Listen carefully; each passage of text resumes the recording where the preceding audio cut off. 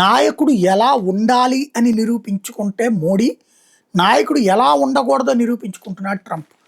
ఒక ప్రపంచాధిపత్యం వహించేటటువంటి అమెరికా అధ్యక్షుడిగా ప్రపంచ ప్రజల యొక్క ప్రేమని ఎప్పుడో కోల్పోయాడు.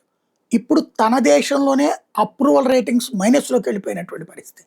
కేవలం 13-14% మంది మాత్రమే ట్రంప్ను అంగీకరించే పరిస్థితి ఉంది అమెరికాలోని.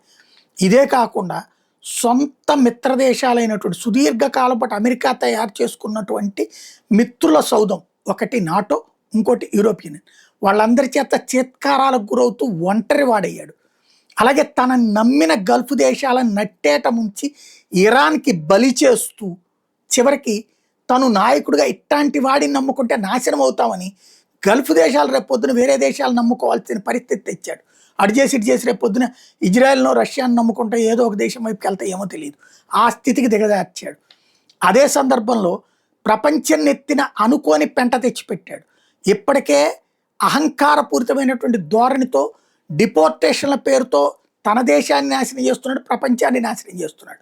ఇదే సందర్భంలో ఇప్పుడు ఏం చేస్తున్నాడు, హార్ముజ్ జలసంధి దగ్గర ఇరాన్ ఆధిపత్యానికి వదిలేసి యుద్ధం మానుకుని ఇంటికి వెళ్ళి పడుకుంటున్నాడు. పైపైన యుద్ధాలు చేస్తుంది, ఇజ్రాయెల్ మ్యాక్సిమం చేస్తుంది, అమెరికా పేరుతో నాశనం చేస్తుంది ఇజ్రాయెల్ తన అవసరం కోసం. ట్రంప్ నాకేం సంబంధం లేదన్నట్టు కూర్చుంటున్నాడు. పర్యవసానం హార్ముజ్ జలసంధి దగ్గర ఒక్కొక్క షిప్ నుంచి 19 కోట్లు.